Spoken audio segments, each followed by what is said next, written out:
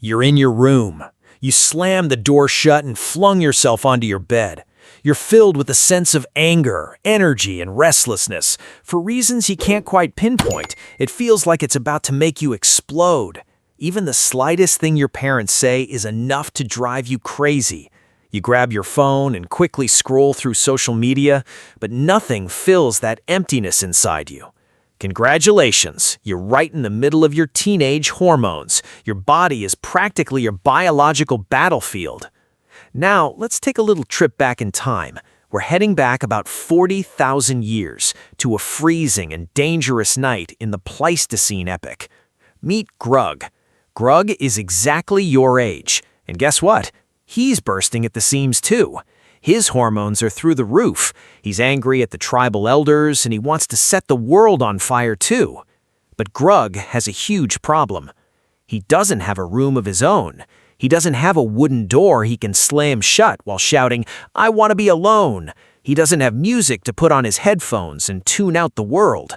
Worse yet, he has nothing to calm that wild, uncontrollable energy building up inside him. If he gets angry at the tribe and steps outside the cave, he'll be a perfect late-night snack for that massive saber-toothed tiger lurking in the bushes. In the modern world, adolescence is marked by slamming doors, acne, and identity crises. At most, you argue with your family and retreat to your room. But what about ancient people who were face-to-face with death at every moment? How did they survive in the middle of the wild with these uncontrolled, rebellious, and risk-taking teenage hormones? How did tribes keep this young time bomb ready to explode at any moment under control before it went off? This is where one of the darkest and most surprising secrets of human evolution lies, because anthropology tells us something very strange. Adolescence wasn't a mistake of evolution. It was humanity's greatest secret weapon for survival. But the price of using this weapon would be quite painful for young Grug. Now let's take a closer look at Grug's world. Anthropological research shows that prehistoric tribes typically consisted of 20 to 50 people. Do you know what that means? The number of people you'll ever see, talk to, and live with in your entire life is limited to just that many. For Grug, there's no such thing as changing schools, joining a new group of friends, or moving to another neighborhood. His options are limited, and the hardest part? Grug has to live side by side with these people every day, every second. Today, when you're bored or get annoyed with someone, you can retreat to your own space. We have the luxury of social distance. But 40,000 years ago, in that cramped cave, there was no such thing as personal space. When Grug got angry at the tribe leader or his father, he couldn't find a back room to go sit in. Everyone could hear each other's breath. Everyone could see each other's every move. So what happens when teenage hormones storm Grug's brain? Modern neuroscience tells us a very important fact.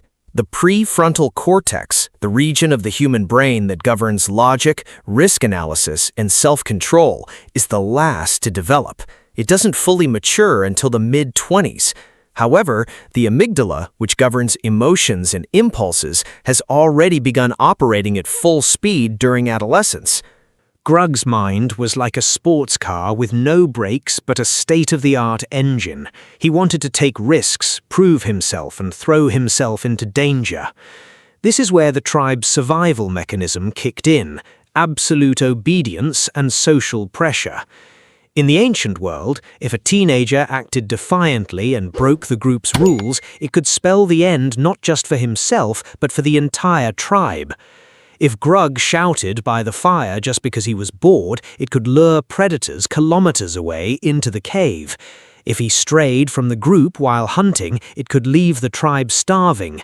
That's why the tribe's elders suppressed this explosive energy in young people with very strict rules. The punishment for a young person who broke the rules was expulsion from the tribe, a sentence that meant certain death.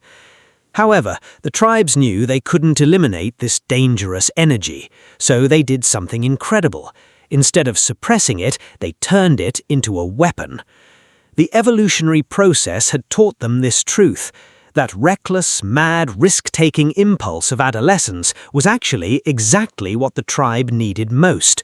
A 35-year-old, experienced hunter with a family of his own wouldn't easily throw himself in front of an angry mammoth, thinking of the family he'd leave behind and the risks involved.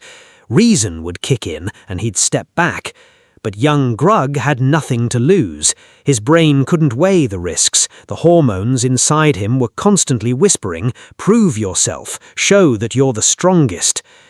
That unrestrained brain structure, which drives young people in the modern world to take on extreme sports or dangerous jobs, ensured that the tribe remained at the top of the food chain in the ancient world. The tribe harnessed this courage in its young members and sent them to the forefront of the most dangerous hunts. Grug became the tribe's living shield and sharpest spear. So what happened to the young people who successfully survived this dangerous task? Anthropology shows that ancient peoples developed rites of passage to manage this hormonal transition period. It wasn't enough for Grug simply to survive. He had to prove that he had left childhood behind, had become an adult, and was fully submissive to the tribe's rules. These rituals were far more brutal and traumatic than we can even imagine today. In today's modern world, the transition to adulthood is gradual and gentle. It happens with a birthday, a driving license, or college. But in the ancient world, there was no such luxury. One day you were a child, the next, an adult forced to fight. One midnight, the tribal elders forcibly dragged Grug from his bed and hauled him into the pitch-black depths of the cave. The goal was to symbolically kill the rebellious child within the young man and give birth to a new adult loyal to the tribe. This process always involved physical and psychological pain. Grug's eyes were blindfolded, and he was left kilometers away from the tribe in the territory of wild animals with nothing but a primitive spear in his hand. The rule was simple: either you return as a hunter or you become prey. The tribe sought to shatter the arrogance and pride that the adolescent brain so heavily relied on. As Grug endured that pain and tasted the fear of death, he learned deep in his bones that he was nothing on his own, and that the only way to survive was to submit completely to the tribe's hierarchy. When Grug returned to the cave, he was no longer the angry boy he once was. He had died out there in the forest. The person who entered was a respected member of the community. At that very moment, the tribe's elders were embracing him and offering him the best cuts of meat. Evolutionary biology tells us that the adolescent brain is much more prone to releasing dopamine and oxytocin, the bonding hormone. When Grug was accepted into the tribe after those terrible sufferings, he experienced such a massive surge of hormones in his brain that it created a bond he would never forget for the rest of his life. The tribe had become a sacred entity for him, one for which he would be willing to give his life. But what about the girls? While Grug was out there swinging his spear and burning off his hormones, what were the tribe's young girls doing? Their journey through puberty was a far more critical test for the tribe's future. Meet Lana. Her body and mind were also changing from head to toe under the influence of puberty hormones. But in Lana's world, puberty wasn't just about feeling moody, it was a much more concrete and vital biological turning point: fertility. In the ancient world, the average life expectancy was as short as 30 to 40 years. This harsh reality placed the entire burden of ensuring the tribe's survival on the shoulders of young women. Moreover, in an era without modern medicine or hygiene, childbirth was the most deadly event in a woman's life. Anthropological data shows that childbirth complications were the leading cause of death among young women in the ancient world. So for Lana, adolescence marked the beginning of a period where she would literally be face to face with death. The tribe had developed an immense social network to help young women cope with this immense psychological pressure, the collective sisterhood. From their first menstrual periods onward, young girls were taken under the wing of the tribe's experienced elderly women. They learned which plants alleviated labor pains and what to do during childbirth. They were not alone. The fear and hormonal storm within them were dissolved in the vast pool of compassion and knowledge provided by the tribe's women. So what do all these cave stories have to do with the painful days of adolescence we experience today? Scientists call this evolutionary mismatch. Your body and brain are still programmed to survive in the wild of 40,000 years ago, in the cave where Grog lived. Those surging hormones inside you are screaming, "Go hunt a mammoth, push your limits." That's what biology expects of you. But what does the modern world offer you? A room with 4 walls, math equations to solve, and a school desk where you have to sit for 8 hours a day. This is exactly where the tragedy begins. While your body produces enough adrenaline and testosterone to fight a mammoth, you're trying to burn off that energy by simply staring at a computer screen or scrolling through social media on your phone. That amazing teenage brain, programmed to take risks and run wild, had a clear purpose in the ancient world. In the modern world, however, there's no natural outlet for that massive surge of energy. The result? Rage exploding inward, endless anxiety, and the urge to slam the door shut and be alone. Actually, you're not crazy. You're just an ancient hunter trapped between the walls of the modern world. The next time you feel the urge to scream for no reason, when every word your family says drives you crazy, remember that cave. That storm inside you isn't there to destroy you.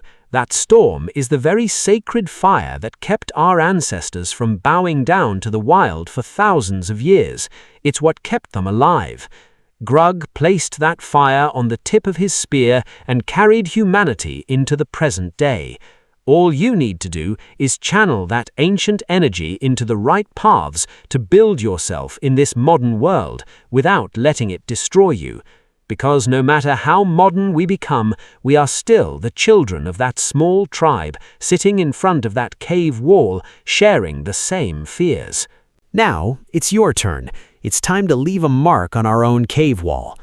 What was the craziest, most illogical, or most impulsive thing you did during your teenage years?